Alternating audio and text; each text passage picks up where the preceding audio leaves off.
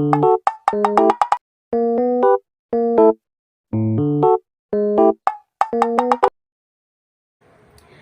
day, everyone. We are the presenters of today's discussion, which is about genres of prose. But before we proceed to the lesson proper, let's take a look first on the table of content of this lesson. So for the table of contents, we have first the overview, in which we are going to tackle the meaning and etymology of prose. And also, the main lesson of today, or for today, is about genres of prose.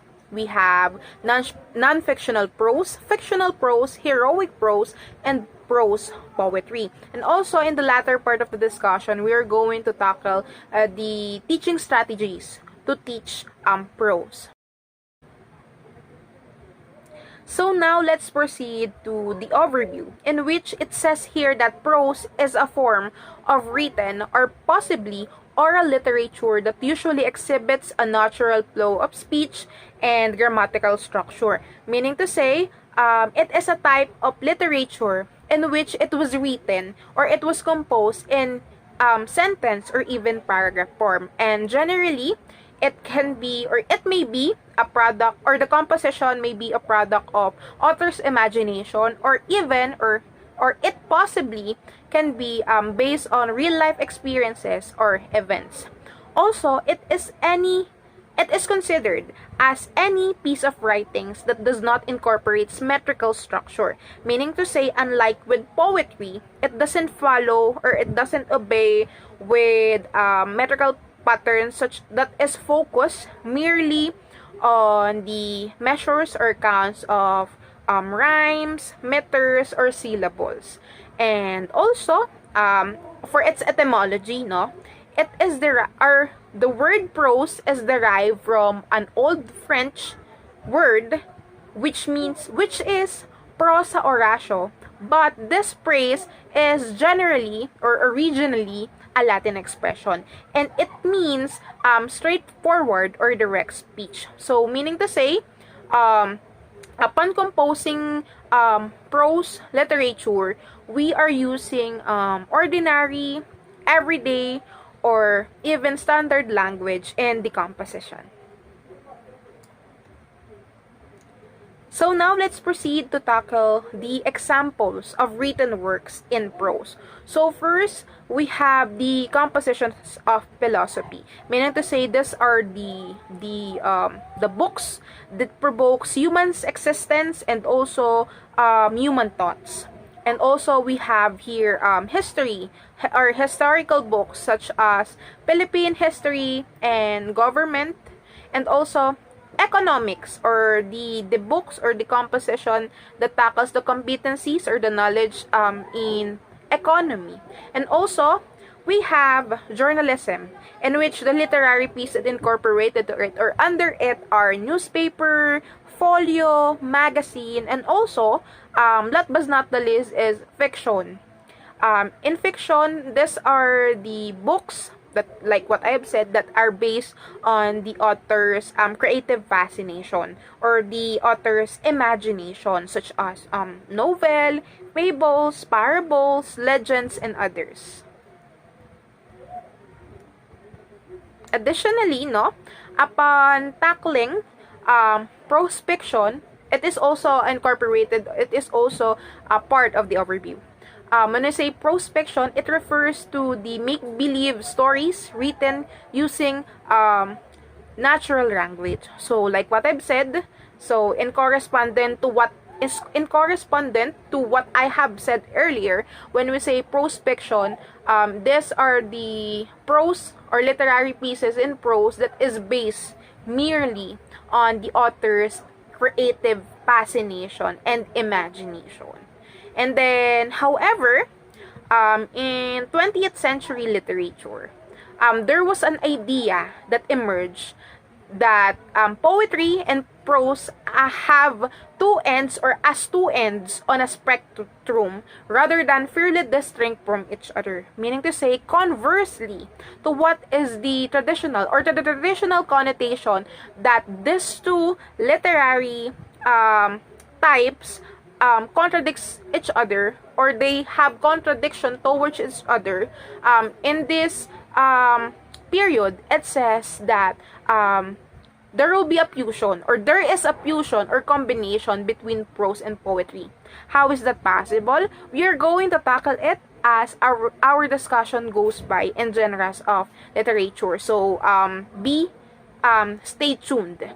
And also, now let's proceed to the genres of prose, in which prose varies based on the way it was written, or the style it was written, and also its purpose or function upon being perused by the readers. Good day, everyone. My name is Jade Fernandez, and for today, we will now proceed to genres of prose.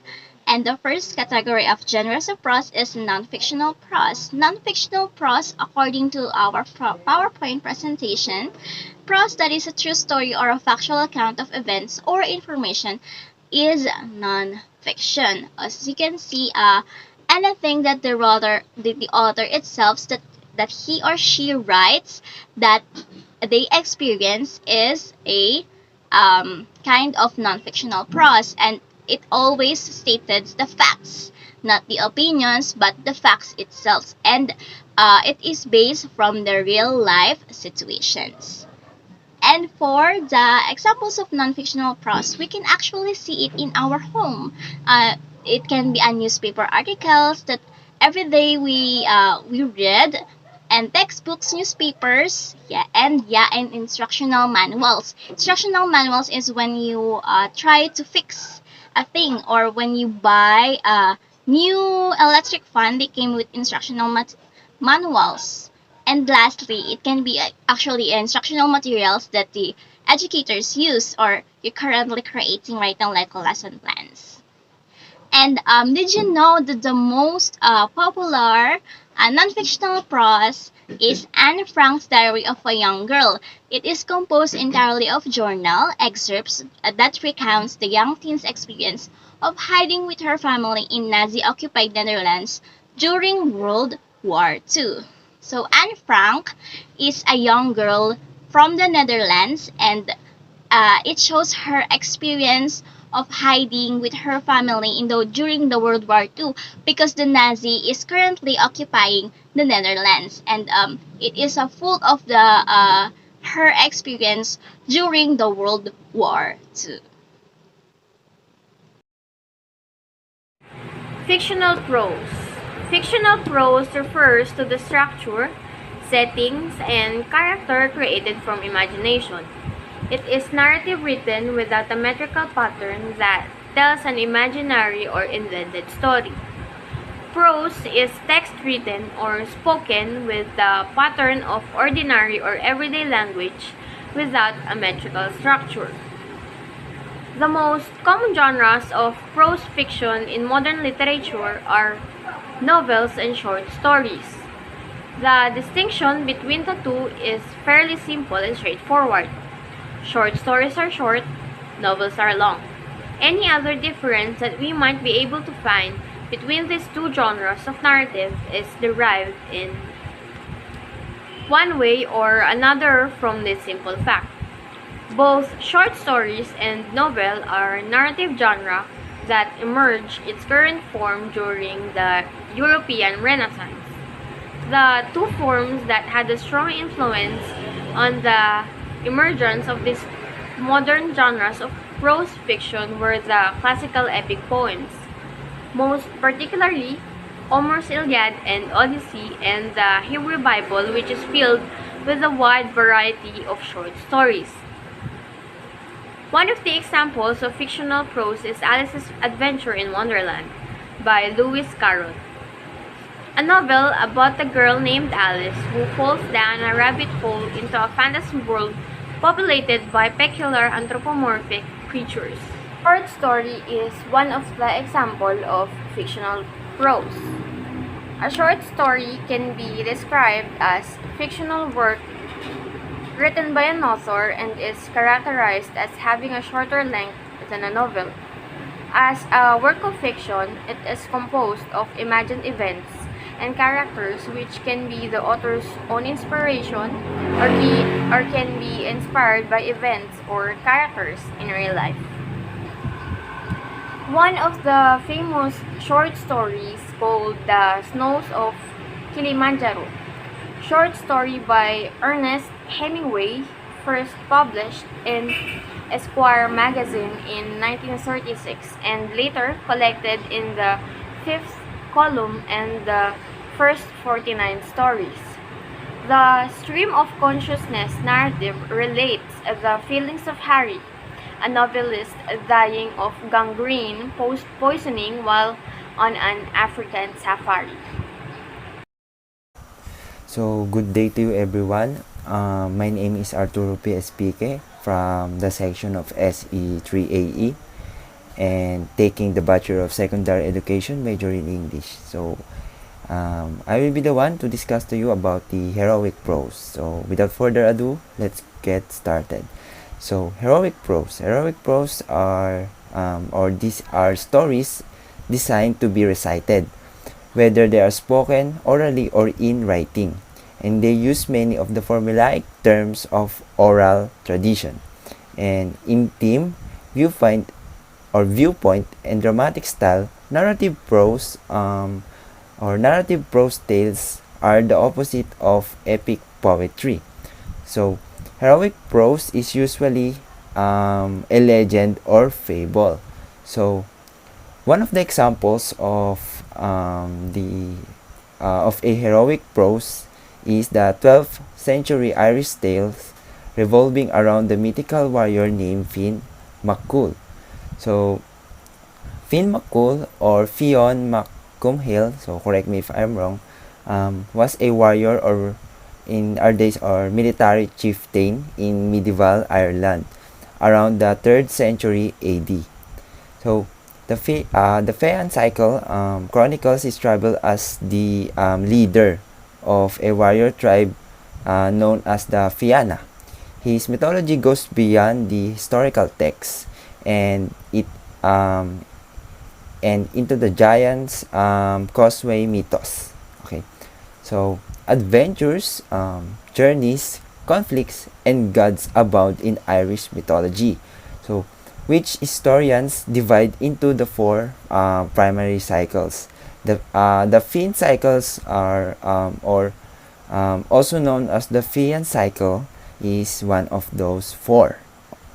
So these stories are based around the mythical Irish hero named Fionn MacCool and his warriors, or with his warriors of the Fianna, who were forest-dwelling mercenaries or warriors known as the Soldiers of Destiny. So these Feian tales are supposed to have been penned or write as poetry by Finn MacCool's son named Oisin and passed down through the generations by the Irish people. Good day, everyone. Again, I am Jeelyn Ibañez, and I am the one to discuss to you the last genre of prose, which is called as prose poetry. Actually, I was briefly introduced to you this genre earlier, and now we are going to explain it more comprehensively. So when we say prose poetry, it is a poetry written in a prose form. Like what I've said, it is a literary fusion between the two types of literature, such as the prose and poetry, in which the way it was written or the way it was structured is like a prose. However, the way it was read by the readers or the way it was produced by the readers is like poetry.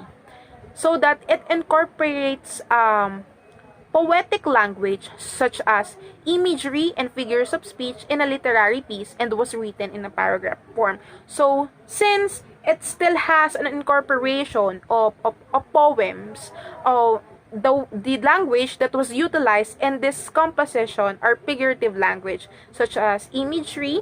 So it connects to the readers through senses like sense of taste, touch, hearing, and others. And also figures of speech such as simile, hyperbole, personification, and others. But since it is a combination of two literary types, still, the way it was written or the way it was formed is in sentence or even in paragraph form. So now let's proceed to tackle to the history of prose poetry. Poetry was discovered during 17th century in one of the literary prosymmetric form called haibun. So, the first composition in which prose poetry was evident is in a Japanese composition or poem called haibun. When you say haibun, it is a Japanese poem that combines or that has incorporation of both haiku and then prose poetry. The way it was structured is like this. In the beginning part of the composition, there is an inclusion of prose and poetry, in which a particular poem was written in a prose form.